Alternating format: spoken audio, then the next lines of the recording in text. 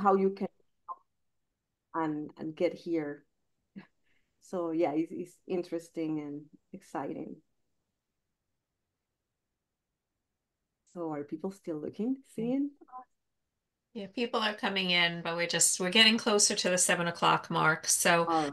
um I usually start, I do some basic housekeeping, just the best way to view and people that their people will be muted and we ask them to put their questions and I just go through all of that stuff. Okay. Um And and then me, because I think I clicked something and now I see my presentation. oh, Do you still see me? I still Yes. see you. Yeah. Oh, Yeah. should I escape? Hold on. Oh God, I don't want this to happen. Okay, it's okay. You don't Oh, lose your presentation. Don't no, panic. I don't want that, and I don't want to. I want to make sure that it's not. I mean, can you still see me? Or are you Yep. looking at my We presentation? no, we can see you. Yeah. Okay, so you're not looking at the presentation yet. No. Okay, good, because that's what I have on my monitor. Let me just escape here.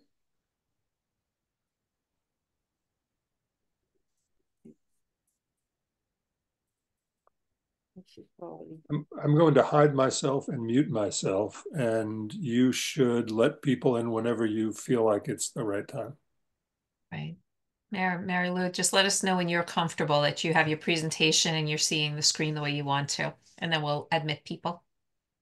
Yeah, I'm just going to. Yeah. I'm cleaning my desktop. Put desktop mask now. And here. Okay, so I only have my presentation here. Usually if you go to the bottom and click on the little Zoom icon, it'll pop the videos back up over the presentation.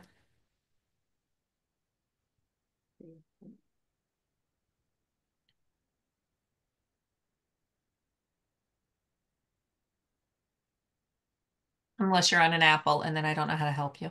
Yes, I am on an Apple You're on now. an Apple, then I So don't know how to help you. I'm sorry. I'm looking for here. So let's There's see. usually a bar somewhere that has all the things that are open, and you'll see an icon for Zoom, and if you click on it, it brings Yeah. Zoom to the top. So I have Zoom now. I'm looking at you, and then I have the presentation behind me. So all I have to do is, Perfect. All okay. right, we're going to admit people then. All right. All Awesome. right. Admit, and there we go. Okay. Thank you, Melissa. Um, Welcome. While everybody's getting settled, let us know in the chat where you're joining us from. Now, for just a little bit of basic housekeeping, we are recording this session. The speakers will be spotlighted, and so we recommend it speaker view for the best viewing presentation. You can select that in the upper right-hand corner of your screen. If you don't want to be on camera when we don't have the presentations up, then you can just turn your camera off and you won't be seen. For closed captions, move your pointer to the bottom of the screen and the three dots select captions, and that will that will activate closed captions for you. You will be muted throughout the presentation. I think a lot of you have joined us before. Please ask your questions in chat. Marilu has said that if there are questions that relate directly to parts of her presentation, she'll be taking them. So Tom will be feeding her questions throughout the presentation, but we will definitely be answering questions at the end for anything that we miss. But now for the formal part of our presentation. Um, Welcome to our last Young, Gifted, and Wild About Birds for 2025. I'm Joyce Lights. I'm Executive Director of Connecticut Audubon Society. And before I invite Alicia Millardo to introduce Mary Lou, I wanted to take a moment to thank you as members and supporters. You make it possible for us to engage with communities across Connecticut. From school children to adults, our programs are designed to provide a welcoming introduction to environmental conservation. We provide the information needed for program participants to take action in their communities. I'm looking forward to Marilu's presentation on Celebrate Urban Birds as it relates to our efforts with communities on expanding the Urban Bird Treaty Program across Connecticut. You have told us that you consider making conservation and birding more inclusive And that's an important initiative for you. And we've prioritized that in our strategic plan. Now, I'd like to invite Alicia Millardo, Director of our Roger Tory Peterson Estuary Center, to introduce Marilu. Alicia, thank you. Thanks, Joyce. Hello, everyone. I'm thrilled to be here this evening and to close out the Young, Gifted, and Wild 2025 series. Tonight's speaker is a passionate advocate for both community science and environmental education. At CAS and here at RTPEC, we foster collaboration between scientists and community members on science projects ranging from frogs to monarch butterflies and even horseshoe crabs. Community science projects have a profound impact by engaging local youth and adults in the collection and analysis of data, empowering individuals, and creating sustainable solutions. And this evening, we have the privilege of hearing from a speaker who has been at the forefront of community science projects. Marilu Lopez Fretz is the project leader of Celebrate Urban Birds, a bilingual participatory science project at the Cornell Lab of Ornithology. At the lab, Marilu worked with a team on a National Science Foundation funded research project focused on understanding and documenting the equitable co-creation of community science initiatives. Marilu has earned the trust of community-based organizations throughout the Americas and the Caribbean to co-create meaningful and inclusive initiatives that benefit the participating communities, the birds, and the shared habitat. She is a passionate community advocate. Through her work, she seeks to increase the inclusion of diverse perspectives in science and birding to inspire and connect with diverse communities, birds, and the outdoors, and to promote access to science while embracing culture, heritage, and community leadership. And she just let me know that she also is a photojournalist. So after this, I highly recommend you check out both her different types of work. Please welcome Marilu Lopez Fretz. Thank you, Alicia. Thank you, everybody, for this welcoming. And I'm super happy and excited to be here. Well, yeah, Alicia, you told mostly everything about me. So today I am excited to share my experiences in equity in bird watching and conservation, why these things matter, how they are shaping the way the communities connect to nature, and how we approach this in Celebrate Urban Birds through this community-led perspective and how it can drive meaningful conservation efforts. Let's begin this presentation. So before we jump into bird watching and all these important themes, let me tell you a little bit about where I work. I work at the Cornell Lab of Ornithology, a place dedicated to studying birds and other wildlife and supporting people connecting with birds and nature. Hundreds of thousands of people participate in our projects through the Center of Engagement in Science and Nature. Our mission is to interpret and conserve our planet's biological diversity through research, education, and participatory science, all with a focus on birds and nature. About Celebrate Urban Birds. So what is this? Marilu, just a quick question. Yes. Should we be seeing your presentation? Yes, you are totally right. I thought we were looking at it. Try, yeah. Let's see. Sorry about that. No worries. Let's see.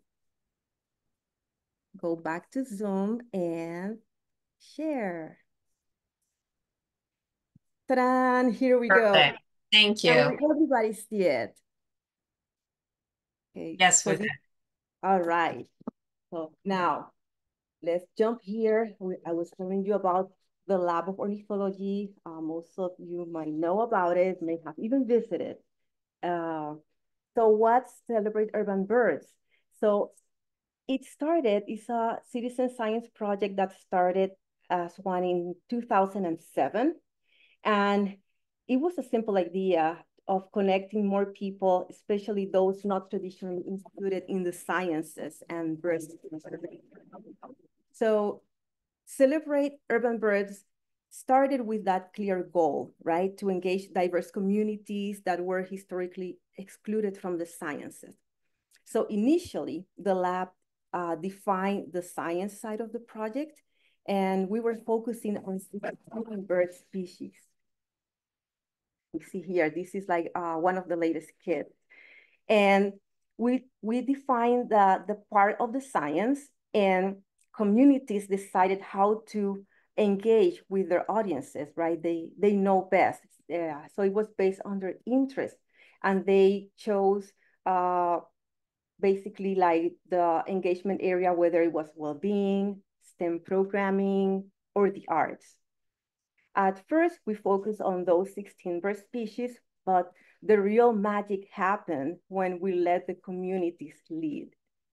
So instead of telling people how to engage, we asked them what matters to them.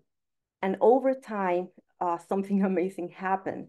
Our project, which began as a citizen science project, evolved from that into a community-led science initiative, which means that communities are not just participants, but they also lead, they shape the direction of this work in ways that make sense to their realities.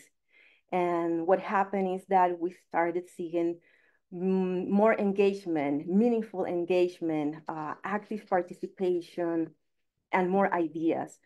So instead of this one size fits all, right? We co-create these experiences that matter to them. And well, it's just like science, conservation, education, the arts, well-being, and culture. So the impact that this project had, like as of today, is way, way more than 16,000 participants. 95% are from underrepresented communities. And this is an area, this is a continental project, all the Americas, the Caribbean, and a few years ago, we began our project in Ghana, in the town of Pokwe, in the village of Pokwe. So here, so our project has these 4 components. People learn about birds. We start focusing on the birds that we see. Then we use the science portion, the protocol. We monitor the birds, and we take actions for habitat improvement, greening areas, and we do that taking into consideration the arts and the culture. These elements make our project unique, inclusive, and it allows for more connections, a better connection with nature in ways that resonates to people.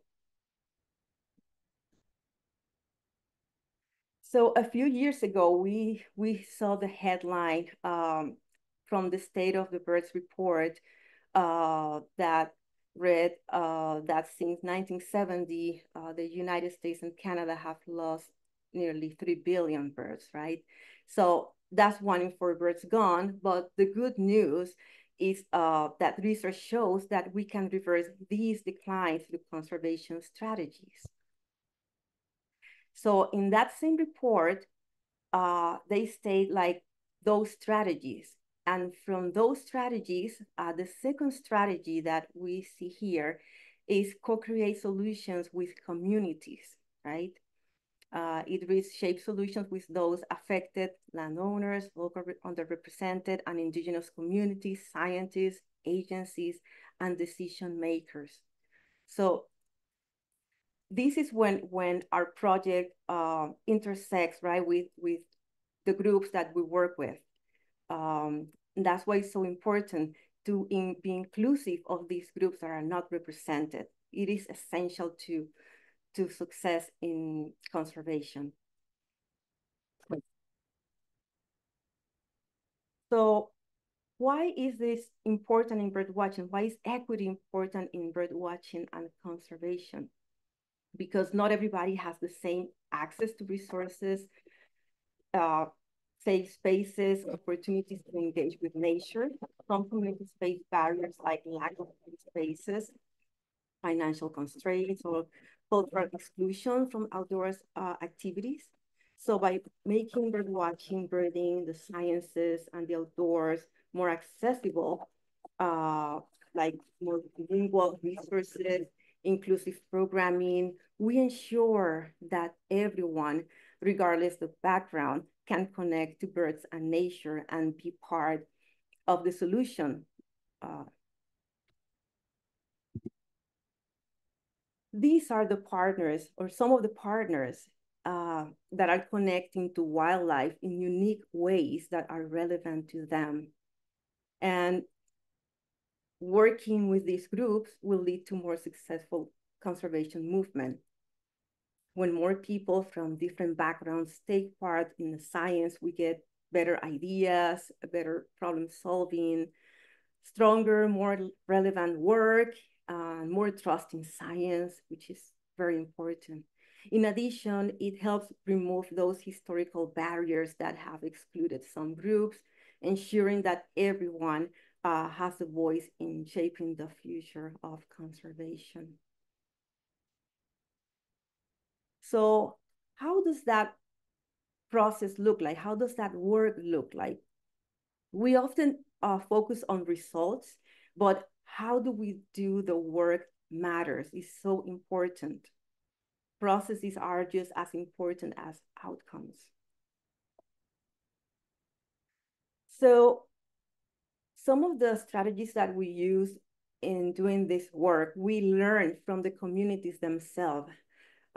We have worked in research. We co-led a project with about 15 community leaders, and we engage in researching what happens, right, when we implement these projects, when we work collaborative, what happens. And we learned that we need to build trust. One of the strategies that we saw to come together is that we need to build trust, and to build trust, we need to be transparent. We need to acknowledge history. We need to recognize, elevate the efforts that those communities are doing. And instead of telling them how to do things, just ask them what they're doing already, ask what their priorities are, and join them in whatever their priorities are. Just join with them, walk the walk, work together. And building trust is really paramount in this moment. Giving credit where credit is due. Our partners, we co-create from the beginning, right? Another strategy is just to have my back, like have each other's back, long-term support, even in tough times. Working agreements and non-negotiables is another strategy that we learned soon enough. When we go through our project and we approach communities, we establish ways in which we work together. We come with transparency, and we decide like how we're gonna be working together so we can respect. These are like the guidelines for our collaboration. We use, let me just share, these are some examples of working agreements that we have used with the groups. When we did the research, our group designed, co-created their own agreements based on the work we were doing. What we learned from this is that each group has different needs. So now with our different partners, we have co-developed agreements that make sense to us. And this is just an example of the agreements that we have with one of our groups, the Orbit Center in San Diego. These are just an example. And what these do, like they guide our collaboration.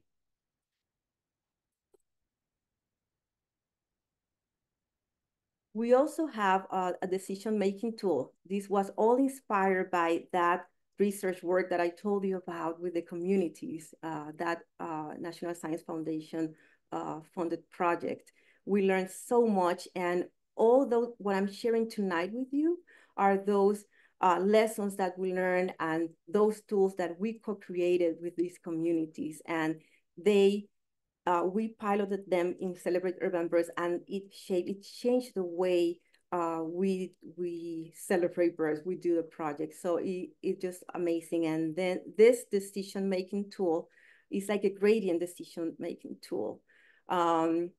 Here is an example that one of our collaborators illustrated, right?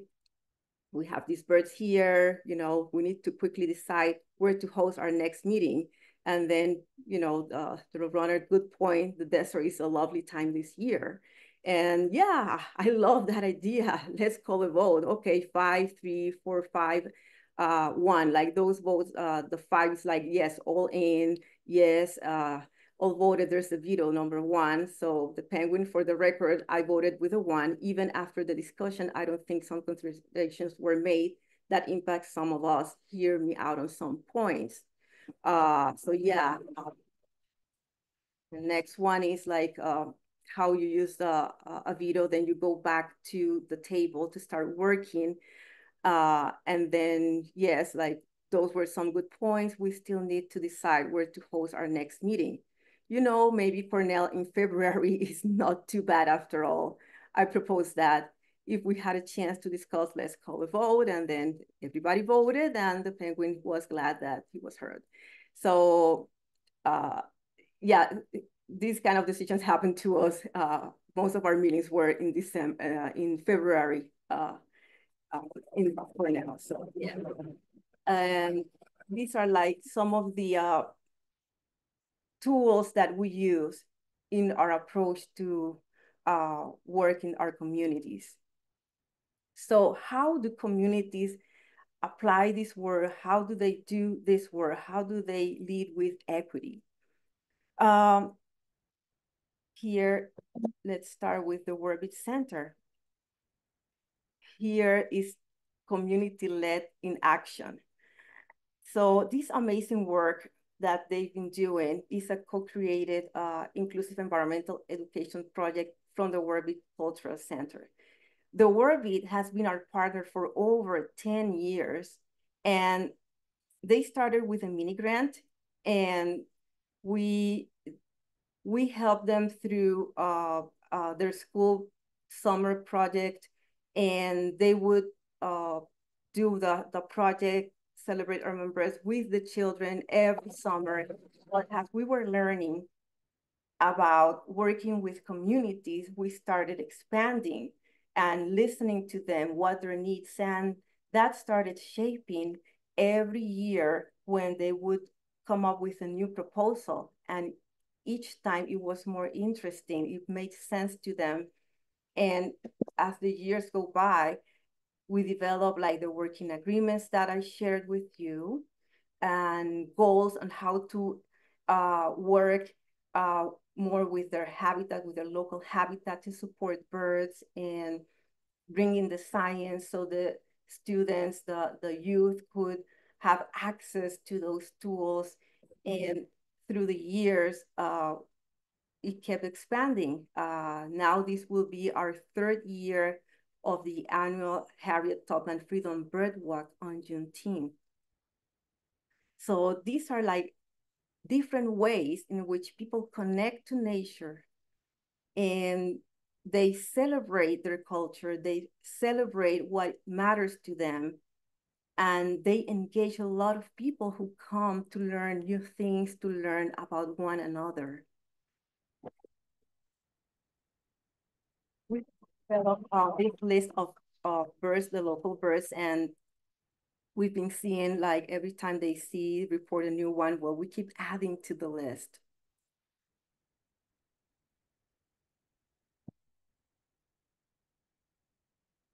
Their project, their events start with a land acknowledgement. They invited the Kumeyaay people of South California, and they all participate in the program. It keeps expanding every year. They do the arts, groups of people with different interests, African drumming, Japanese drumming, is a multicultural center, and they all engage in Celebrate Urban Birds. Here I'm sharing a quote from Jose Gonzalez, who is a founder of Latino Outdoors, and he's one of our community partners who took part in that research project that I shared you about. That anyone who has an interest in the activity has the opportunity to not only enjoy it, but experience in a way meaningful to them. So it's really a personal preference and not one decided or limited by structural and historical barriers. La misma canción, that means the same song.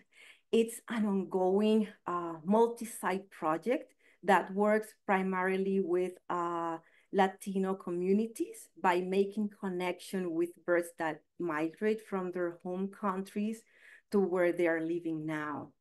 The project started with an artist who lives in San Antonio, and this project is in Prescott, Washington, so he travels, and he was imagining imagining if the birds that he was hearing in Texas were the same birds that his family in El Salvador could have heard. So that's how the project was born.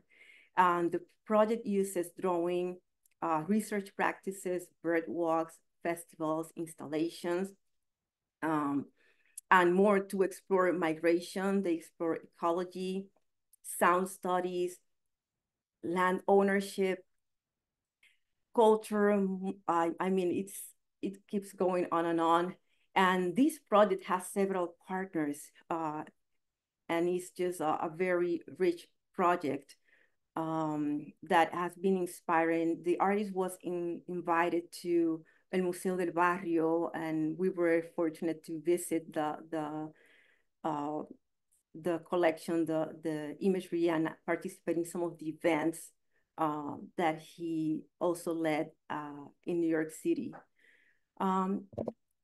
This is part of the students when they were kind of like marking the routes of the birds of the migratory routes, and some of them were just pointing to their countries of origin.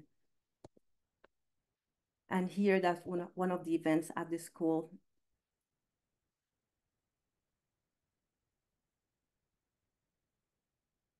In Venezuela, our partners focus on making birding inclusive for children with special needs and their families.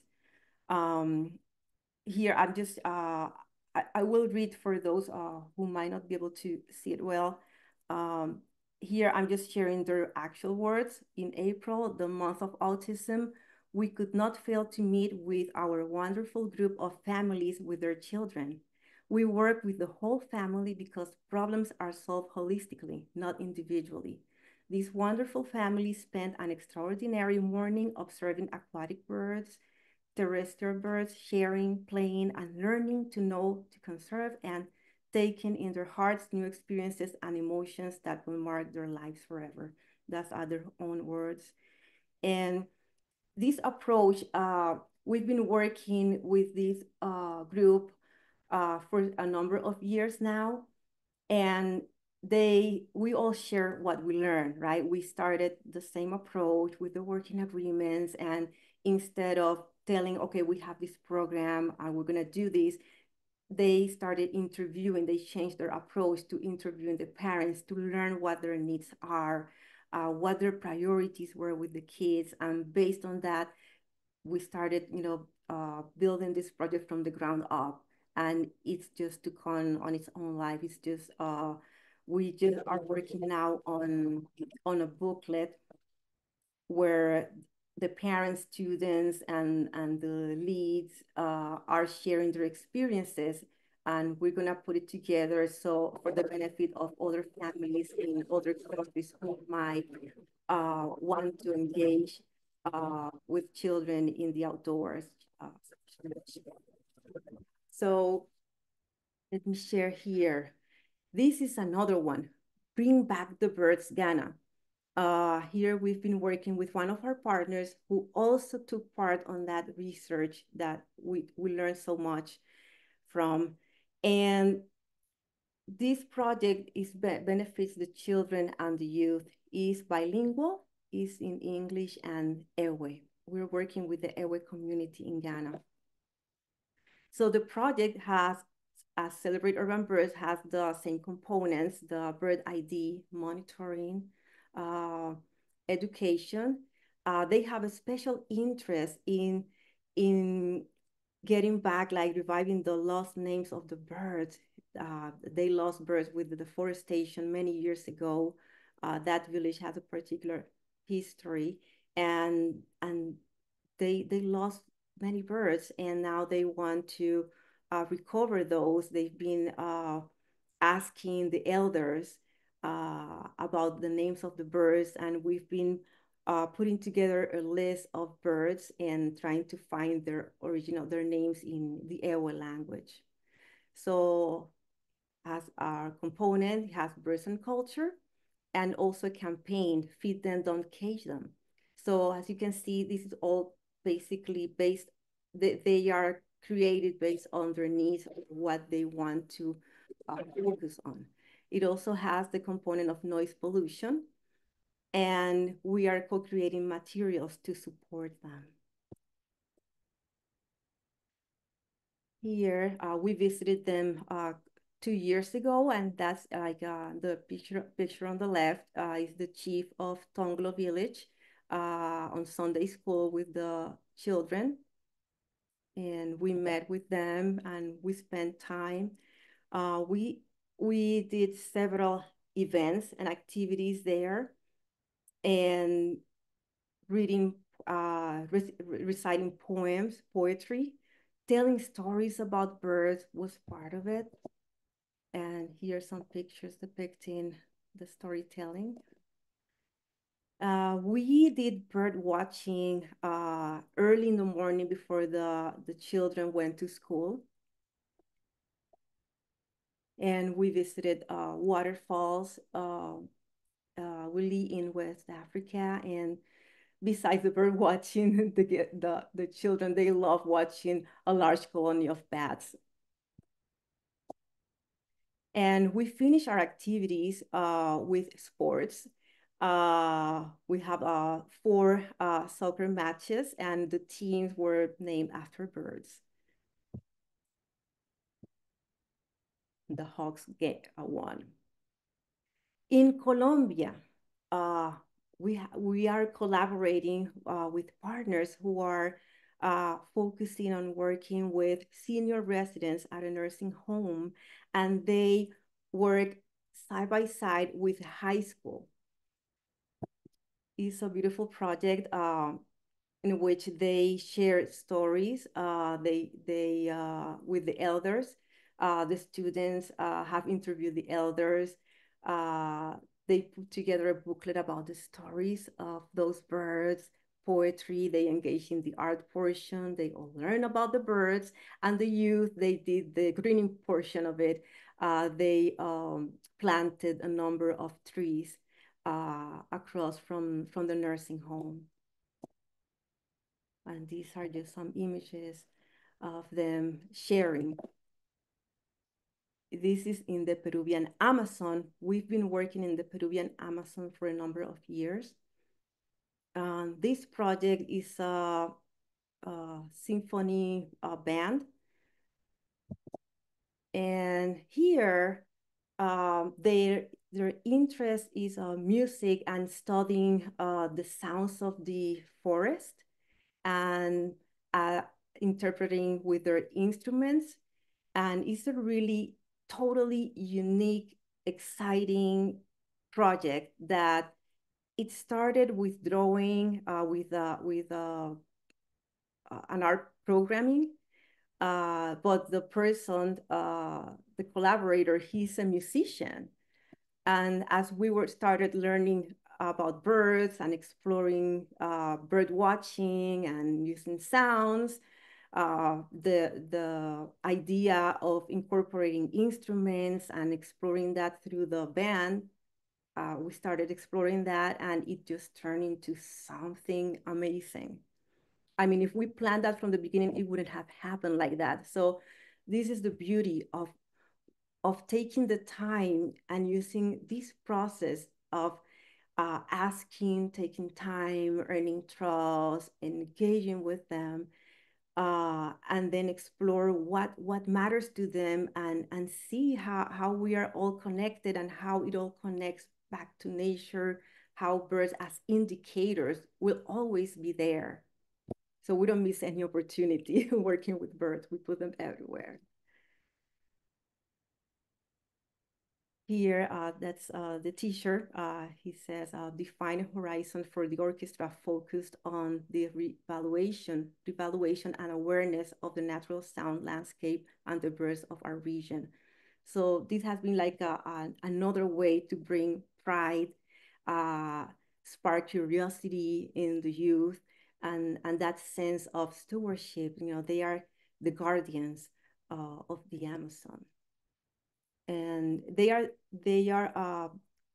Kukama people, and that's why the name of the band is Kukama Symphony Band.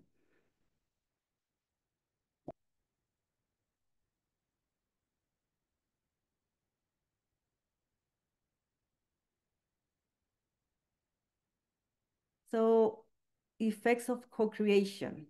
As I mentioned, that sense of pride and ownership. And we see that not only, you know, we start probably with the youth, or we might start whatever the point we start, it just runs, right? Like we started with the youth in the Peruvian Amazon, and soon enough, parents joined, teachers, we were working with the teachers, and officials joined as they started seeing those results. And then what happened is that everybody started engaging in conservation actions that are relevant to their area. And that is also important. Like sometimes we understand, we might understand some actions that we think they need to be happening, but they do not apply to everywhere. So when we start just working one-on-one and discovering together, the conservation actions really make sense. And those signs says, protect the birds of the Amazon, and let's take care of the birds from the Peruvian Amazon. And here's a picture on one of the times that we visited with the parents, leaders, and community members and COB staff. And this is one of the activities that they share with us. These are in different towns. And they were sharing stories about birds through the arts. And here, the students even formed bird watching clubs. Even I remember like one of the bird watching club had the name of a bird that in the beginning was not too popular, but the more they learned about it, they started appreciating the birds. And here, a student on the left, he's doing, there's an activity about, they had to kind of map their community, and they have to understand the surroundings and choose a point. The translation is it's not that accurate, but they just chose an area that they were going to take care of.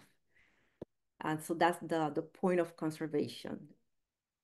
And on the right, students from the Victor Diaz Bird Club, the Victor Diaz is the great Kiskari. They paint a mural at their school.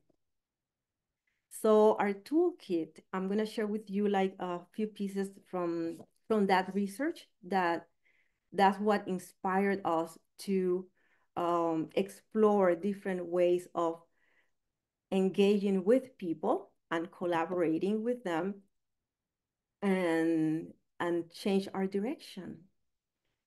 So here, this is the name of the article on the bioscience journal, Understanding the Impact of Equitable Collaborations Between Science Institutions and Community-Based Organizations. improving science through a community-led research.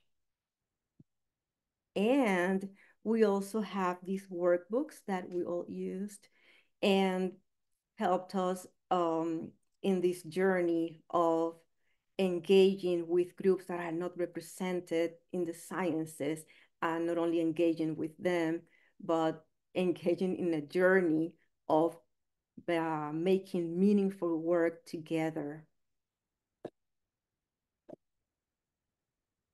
Another quote from Jose Gonzalez: even though it might be observing, it's really a relationship, a reminder of a shared space with holistic impact. Thank you so much. This is our presentation for today. I am here ready for your questions. Well, that's Marilu, that's terrific. Thank you. At some point, there we go. Hi, everybody. I'm Tom Anderson, communications director. I've been taking notes and coming up with my own questions, which I'm afraid I'm going to start with because I think that I'd like to sort of get right to the heart of how this might be something that might work in Connecticut. And so that's what I was wondering is if a community in Connecticut wanted to be part of Celebrate Urban Birds, how would that happen, and how would it work? What would have to happen to get that going? Well, just we're easy. You can contact us anytime. We have kits, we have resources on our website. Actually, we are migrating. We're having a new website soon. So what you're gonna see there is not too recent, but you can always contact me. And the way we work, we have several within our program. We have within our project we have a program of mini grants, which is one of the ways in which we approach groups. We invite organizations to be part of this, just to explore it. And we also, it's once a year around November, we open the mini grant application process. And it's a really simple thing. I mean, you don't need to be a grant maker or, right? It's just a series of questions and you just answer the questions. And what we look into those proposals are that we prioritize proposals that are co-created. And if there's like any question, what does that mean? How do you do that? How that happens? Like, we are always happy to answer those questions because we want to share the way that we learn from the communities on how to work. And it's just a simple process. And then once we award them, we award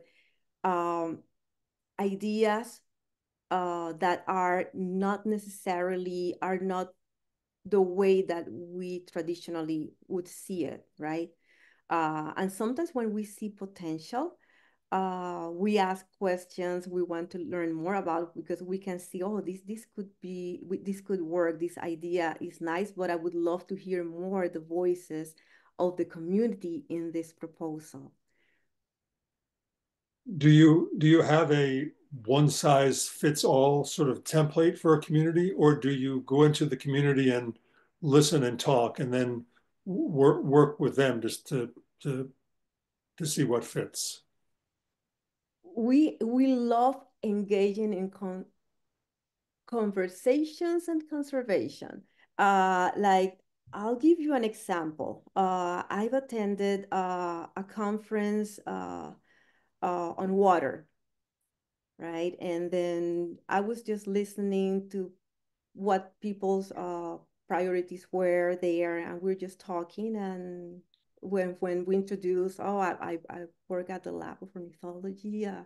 I'm leading this project, but tell me about you and what's happening. So we engage in that conversation to learn what matters to them.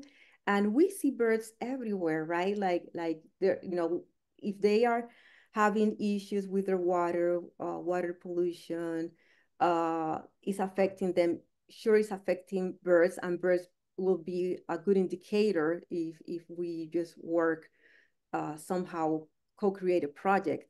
And that process takes time, right?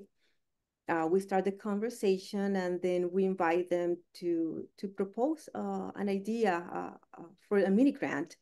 And they start, and we engage in conversations, and then when the time comes, like they're ready, they apply, and we start working with the groups.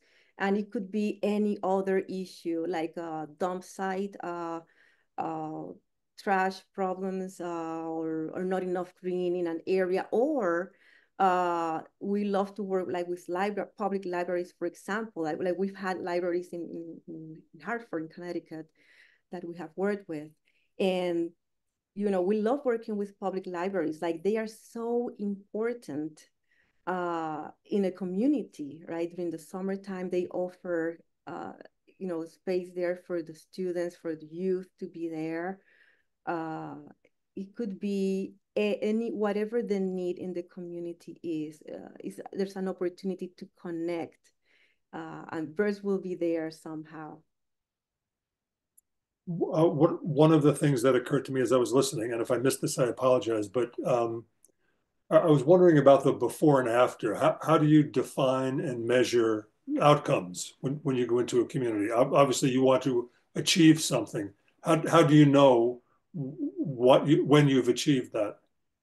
When they take ownership of the project, because at first is the lab of ornithology, right? It's the Cornell lab of ornithology. What do you need? What do you want? What do I need to do? And they are more worried about pleasing us, making sure that they have everything correct. It is when they understand that, science is for all, birding is for all.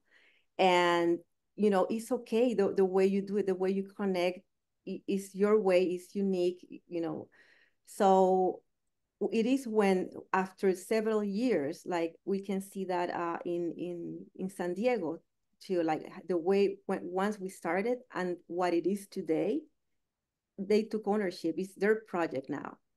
It's their project, and it keeps growing. It keeps expanding.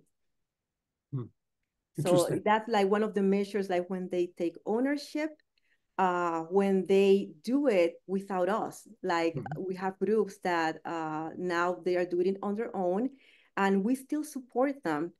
Now they might not need a mini grant anymore, but we still have access. We still have that hub, that connection.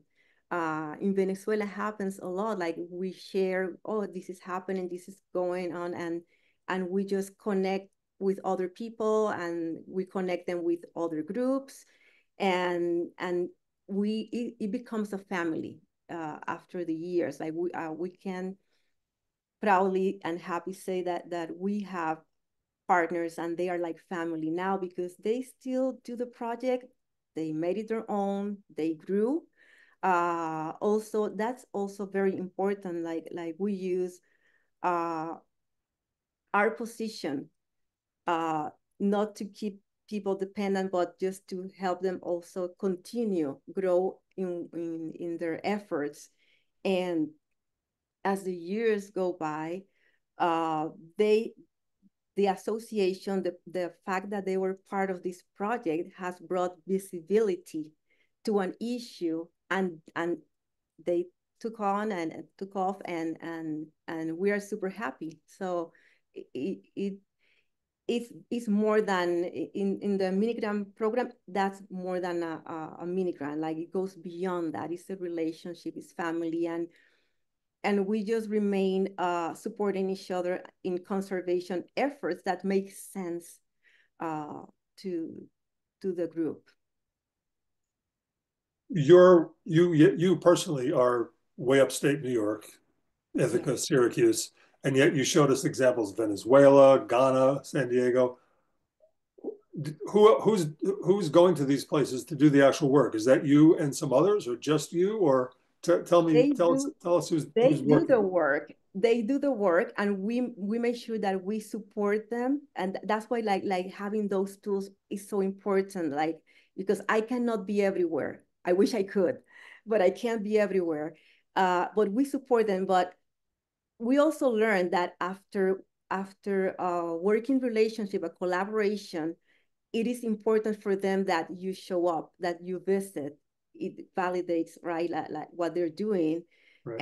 And we started visiting them after a few years. We started visiting when the collaboration has grown, and you understand that it's necessary, we visit them.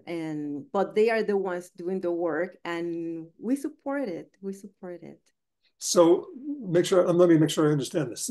Someone, community gets in touch with you, you work with them basically where you are and where they are, but you don't actually physically go there until you let them set it up on their own with your guidance. You don't show up and sort of run the show. Well, more than we go, we look for them too, more than and through other communities, when they do our project, they do an event, other communities learn about it, and they say, how I want to do that too, or they recommend each other, they tell them about us. So it's mostly like we go out there to seek those collaborations, like, because we have people that come to us, yes, but we love to go where others can't come because they might not know about us. Right. And those are the areas where we want to go. I also use the maps, our maps, when I want to explore an area and see who's living there, who I wouldn't see enough observations, what's happening there. That's another strategy that we use to get to know who's there, and see if there are opportunities to collaborate. How many of your projects are, in terms of percentage, in the U.S. compared to outside of the U.S.? Roughly speaking. Outside. Yeah, I'm trying to grow in the U.S., but mostly are outside. But we have a good number here, and collaborations that are, we have a wonderful long-term collaboration. We started, I think, our 4th or 5th year in El Paso, in Texas. And we have learned a ton from them as well, because they have different habitat, obviously, the desert area. And it's an amazing collaboration that have taught us so much. And we learn about that group from another of our partners, who is an indigenous person. And that indigenous person told her friend in El Paso about our project, and they were not sure about applying, but they applied, and then we started working together. So not that I have anything in mind, but if the Connecticut Audubon Society came to you with a community member, or is that a way that you might be interested in getting involved in more in Connecticut? Oh, yes. Yeah. Yes. That's hypothetical, but I thought for I'd those ask. of you out there who might think, have ideas, it's just like we love to see, like, let's think about areas that we already know what we have, right? Where we are working. But when we see opportunities or areas that might not have the right access, and we might want to share the access we have, and we might have some ideas in which we can collaborate, instead of having them to come to us, I mean, to Audubon, let's see how we can do there. Like an example, a bird appreciation in where they live, for example. Like they might not see birds, and some of our groups, they to do the project, they think they want to go someplace else to see pretty birds, and then our project recommends or suggests, I mean, what we are interested in is just looking inward, looking in our community. So if we are seeing these birds or we are not seeing these birds, why? And then let's work on that. And then let's try to bring some some of these events, some of these activities, so they can appreciate where they are. And if we don't see what we might want to see, what should we do? Get Right. native plants or get water, beautify the place. I mean, there are so many simple actions. Clean up the area, like clear the area, plan, engage in community gardening, bird-friendly gardening, and then by doing that, we beautify our community that might not have those pretty birds that we might want to see. So instead of looking outward, just let's stay here, let's take a look, and here we can be great allies in Audubon, like all the experience, all that Audubon has, right? The knowledge of the plants, of other insects or anything that I mean, birds, some birds eat insects, right? So everything is all connected. Whatever it is that might interest them, you know, they just let's stay in, and then co-creating projects and we have experience like when we see a proposal and we know when some kids gave ideas, like we already kind of identify when, oh yeah, that's pretty cool, actually it's pretty nice. And we have worked with groups, with dance groups, uh ice cream parlors. We work with groups that you might not think of them as birders, but that's the idea, actually. I mean, we have already plenty of projects that that assist, you know, traditional birders. We're going where it's non-traditional. Very interesting. So I see that Joyce is on, and Well, I popped in actually because I wanted to join your conversation because Tom, you were talking with Mary Lou in a direction that is, of course, of interest to Connecticut Audubon Society. And you mentioned like working with Hartford Library and libraries, and that is, as we work in Hartford on the Urban Bird Treaty, Hartford Library is one of our key partners, and we find working with libraries a great asset and a way to really bring the community in for their ideas of what their community actually needs. But you mentioned El Paso, and so when you said Hartford and El Paso, those are two urban bird treaty cities. Are you working in a lot of urban bird treaty cities? El Paso, I'm working with a partner, La Mujer Obrera, and it's been amazing. We are learning tons from them. And just to give you like when we began, this will be like our project has several components. I'm just going to talk about one that can give you like what happened. We began the project working with the children of this program, and very long story short, we began monitoring 5 bird species in an area. And we have the pictures of the before, we engaged, and fantastic. They loved the project, they were happy. We invited them to reapply for another mini grant because they wanted to continue expand the work. And we see when there's that interest, you know, we kind of like, oh, I think this is, we have to pay attention and support this. So then let's plant some native plants and see what happens. And then next year, you know, we saw a difference. And then on the third year, they wanted to see, okay, let's see what happens. Is the desert area. Let's put a water feature, and of course the desert. So because in part, I mean, when you are supporting, being part of this, and they see the name, and you know other people want to join in, be part, so they got somebody donated uh, a solar panel, you know, palm they put together, the water feature. It's it's like this size, this my hands together. It has all these very very creative, but it has this. Yeah, but I'm betting that water A lot of feature birds. attracted unbelievable numbers of birds and butterflies to it. Yeah, well, third year, now we're on the fourth year, over 30 species. We started with 5. 4 or 5 years ago. Right. So you can see the impact, and that excites the community also. And then people now, they're having meetings outside, when the time when it's not that hot. I was told that they're having meetings, and then on the third year, I visited them. I visited them last year, and I hope to go again in a couple of months.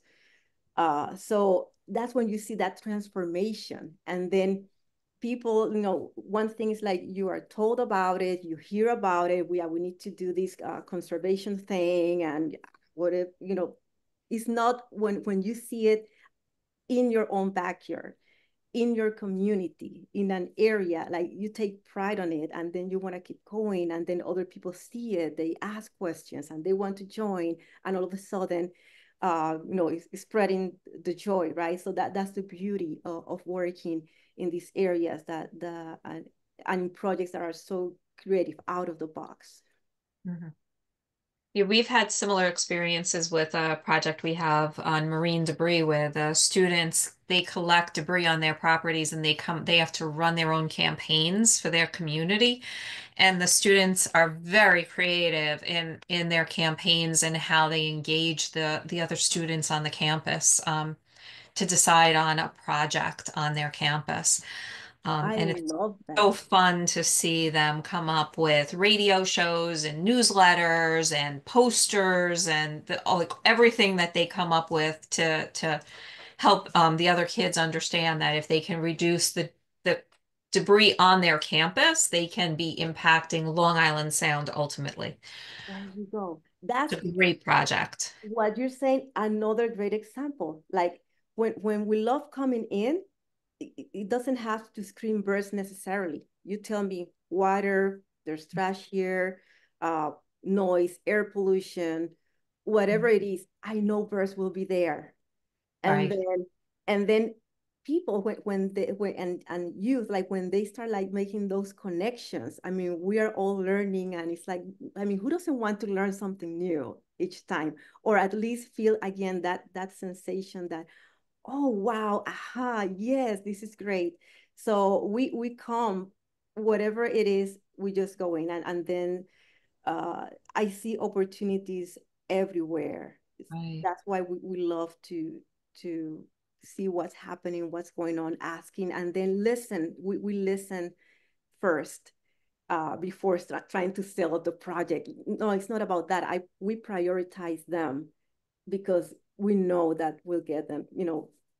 I mean, that's the power of birds too. They're wonderful, and at the end, you get hooked. Well, we're a little bit after 8, so and I think we've addressed everybody's really kind of saying it's amazing. But before everybody drops off, Mary Lou, I think you might have a little gift for everybody. You want to Yes, I share? do. And I want to thank you, everybody, for joining us here tonight. And yes, we have a gift for everyone. So let me connect back to my presentation. And for those of you who might be interested, we got a gift of a 50% off the ornithology comprehensive bird biology. And the coupon code is Celebrate Birds 2025, and it expires in July 2nd, 2025. So do your screenshots and I can share with you. You can if you have everybody's email, you can share it on their emails as well. We will be sending out a link for the video recording, and we will share this. But Mary Lou, I want to thank you. I want to thank Alicia and Tom for you've just made the end of our 2025 Young Gifted and Wild About series such an upbeat ending for us on this series. And I really appreciate you taking the time to talk with us about your really exciting projects and what's been happening and how you're engaging people kind of organically, getting them enthusiastic about the project. And it's something that we really want to replicate across Connecticut. I do want to thank everybody for joining us this evening. Connecticut Audubon just has much more of an impact because of you. You are our supporters and our members. and you're guiding us in what we do to make Connecticut better for birds, wildlife, and all of us. And really engaging those students, as Marilu said, is one of those inspirational moments for us. But working in our urban bird treaty cities like Hartford, working with other cities that want to become urban bird treaty cities, and Marilu, we are going to be reaching out because we've got some cities that are really interested in engaging their population in birding and environmental conservation, and we would love to talk a little bit more about that. Please, everybody, watch for updates. We have a lot of exciting things happening on I'm going to call it Earth Week because it's not just Earth Day, it's the whole week. There's lots of things that are happening. I know Alicia has a great family day going on that Saturday on the 26th. And we're also looking forward to our Migration Magic event in the month of May, where we celebrate the magical experience of birds flying and migrating through and coming back to breed in Connecticut. So we certainly hope you join us for all of that.